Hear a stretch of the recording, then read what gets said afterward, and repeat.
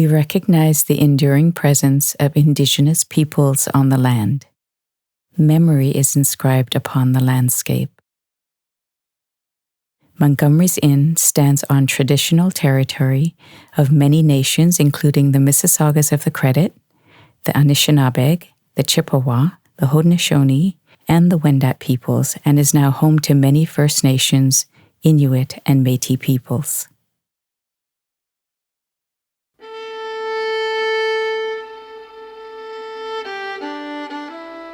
We acknowledge the historical absence and invisibility of Black people, Indigenous people, people of color, disabled people, and two-spirit, lesbian, gay, bisexual, trans, queer plus people in the history of Montgomery's Inn. This project animates missing narratives, making visible Black and disabled people's contribution to that history. The experiences and agency of Black people and the absence of disability in historical records does not reflect the factual experiences of many Ontarians in the 19th century.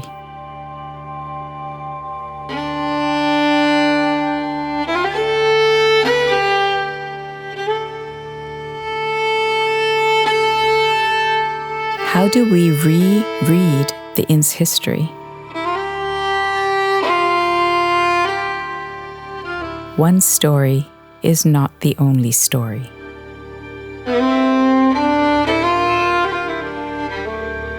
Thomas Montgomery was born in Ireland in 1790. He met his wife Margaret Dawson when he came to Canada at age 25. Montgomery's Inn was built for them around 1830. How do you remember someone you don't know? There are no photographs of Thomas and Margaret, so we don't know what they look like. These imagined silhouettes overlay Thomas's ledger books from the mid-1800s. In the 19th century, silhouettes were a popular form of portraiture before photography. One of the most well-known silhouette artists, Moses Williams, was a Black man who had escaped enslavement. There were also a number of disabled artists who traveled the world creating and selling silhouettes. Martha Honeywell often produced silhouettes with scissors held in her mouth in public performances.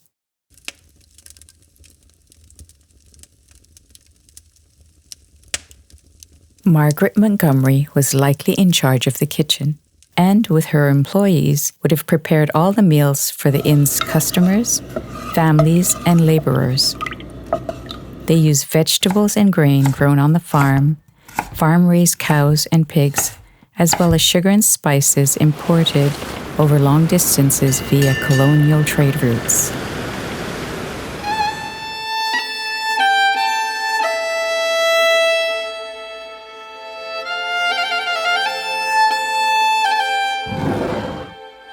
In the barroom, Thomas Montgomery sold a wide range of beverages, including wine, rum, cider, brandy, gin, ginger beer, and sarsaparilla. Beer and whiskey were the most popular and sold for 2 pennies a glass. He also sold meals prepared in the kitchen alongside cheese and crackers, tobacco, and pipes. The barroom was a place for travelers and locals to drink, eat, do business, exchange ideas, and visit with each other. A place of warmth, shelter, and refuge. But not everyone was included in that warm welcome due to discriminatory laws. An 1835 act prohibiting the sale of spirituous liquors to Indians was part of a series of policies aimed at controlling Indigenous people that specifically excluded them from tavern sociability.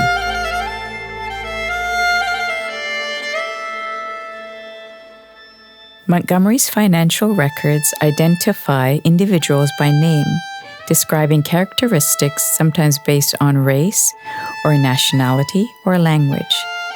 Jesse Tibor, Frenchman. Or situational, like William Orton, the man that got hurt falling down into the cellar. So who else is missing? The census statistics for York Region in 1842 show headings for deaf, dumb, and insane persons, but the columns are empty, indicating that either there were no disabled people living in York at the time, or more likely, the collective attitudes around disability fostered an environment that did not consider their lives worth counting as part of the larger community. What does a record show, and what does it hide? Researcher and historian Hilary Dawson notes that in the 1871 Etobicoke census, a person named Nicholas Howard is recorded as deaf and dumb, as well as idiot, unsound mind, which was the language used at the time to describe disability. The dining room was used by the Montgomery family and also by travelers. Catered meals were served, which might include wheat bread, cheese, pies, preserves, meat and potatoes, served with tea and coffee and seasonal produce from the Montgomery farm. It was incredibly labor-intensive to run the farm, and over the years the household included many servants and farm laborers, including Joshua Glover. Joshua Glover was a black man who had escaped enslavement in St. Louis, Missouri in 1852 and made the perilous journey to Canada and Montgomery's Inn in 1854. Evidence of Glover's arrival at Montgomery's Inn can be found in Thomas Montgomery's account books, in which he entered Glover's loan. Joshua Glover, the Negro to cash, $15. Joshua Glover was not the only black person living in the area. Researcher Hilary Dawson notes that the 1842 census counted 11 black residents. The total population of Etobicoke was then about 2,500. By 1851, this number had increased to 39 black citizens.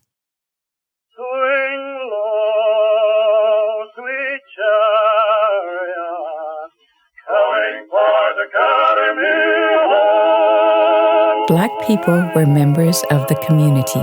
They worked as farmers, laborers, and craftspeople, and their families were part of Etobicoke's developing communities. While we don't know all of their names, we do know that John Spencer and William Jarvis were laborers. John Dunkins and John Winston Skanks worked as carpenters and worked for Thomas Montgomery for 20 years.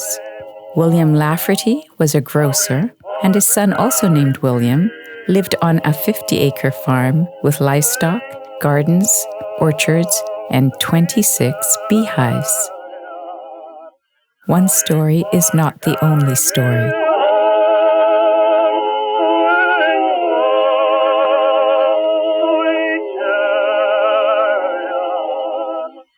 For over 20 years, Joshua Glover worked for Thomas Montgomery, cutting wood, harvesting crops, and doing various other jobs around the farm. He became a lifelong friend of the Montgomery's family. In Thomas Montgomery's ledgers, Joshua Glover is first referred to as Joshua Glover the Negro. Later, Joshua Glover the Colored Man. And finally, simply, Joshua Glover. When Thomas's son William took over the ledgers, his entries became much more familiar as Josh, Old Josh, and finally, Poor Old Josh. According to historian Hilary Dawson, when Joshua Glover died, William Montgomery tried to retrieve Glover's remains, but was unsuccessful. Joshua Glover was probably assured a good Christian burial, but after he died, his body was taken away and donated to the University of Toronto's medical school.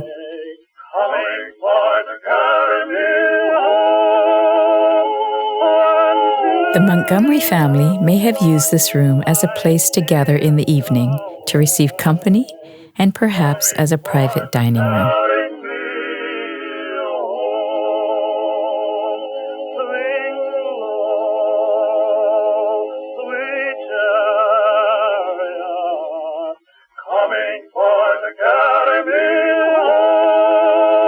So, who is missing?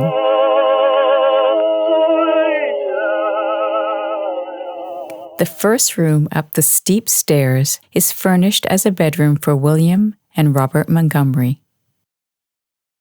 Given its size and location, this room was likely the bedroom of Mr. and Mrs. Montgomery. When the inn was being restored, a pair of wool twill work pants from the 1830s was found stuffed in the attic. The shape of the pants is reproduced here from a pattern by Joyce Hack. We're not sure why the pants were put in that space.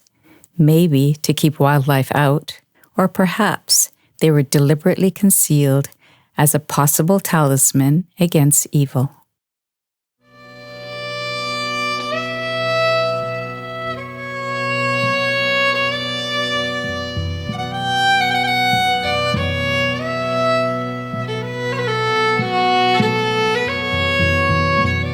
Margaret Montgomery died in 1855 at the age of 47. After her death, Thomas did not renew his innkeeper's license. This was typical, as wives of innkeepers were usually the main source of domestic labor, while the innkeepers themselves were often artisanal laborers or farmers. From Virginia Penny's book, The Employments of Women, a Cyclopedia of Women's Work, published in 1863. Women engaged in this business should be wives whose husbands can attend to receiving travelers, settling bills, ordering horses, and such duties, or widows with sons old enough to do so. It is laborious enough for a woman to superintend the table and bedrooms, and the man must be in wretched health or good for nothing that cannot attend to the outdoor duties. This room was created when a wall was added, dividing one large room into two smaller rooms, perhaps to provide an additional bedroom when the Montgomery family was growing. History is formed of layered stories, which are often simplified, edited, redacted, and censored.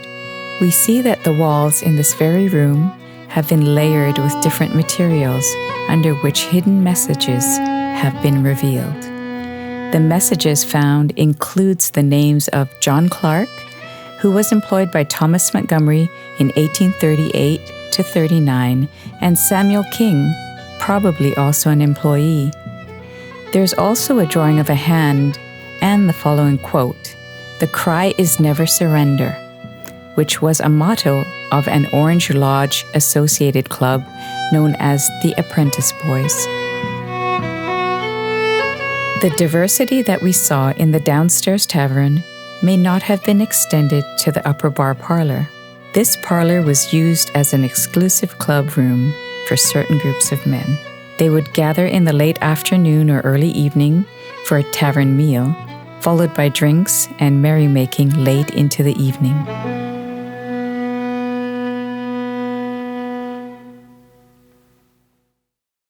Adjacent to the parlor is a multi-purpose room that was used for dances, small concerts, fundraising auctions, meetings, and political campaigns. Montgomery's Inn served as the meeting place for the local Orange Lodge, Local 138. The Orange Lodge required that individuals must be at least 18 years old and a member of the Protestant Church. Members enjoyed access to social benefits and employment opportunities. The Orange Order explicitly opposed the immigration of Catholics and racialized people to Canada. Who else is missing? These 4 rooms fulfilled district bylaws requiring 3 rooms and 3 beds separate from the barroom, plus a sitting room for the use of travelers. Thomas Montgomery used these rooms as private living quarters after closing the inn. Thomas Montgomery died on November 8, 1877, at the age of 87, and he is buried in the Islington Burying Grounds, just west of Montgomery's Inn, with his wife and children.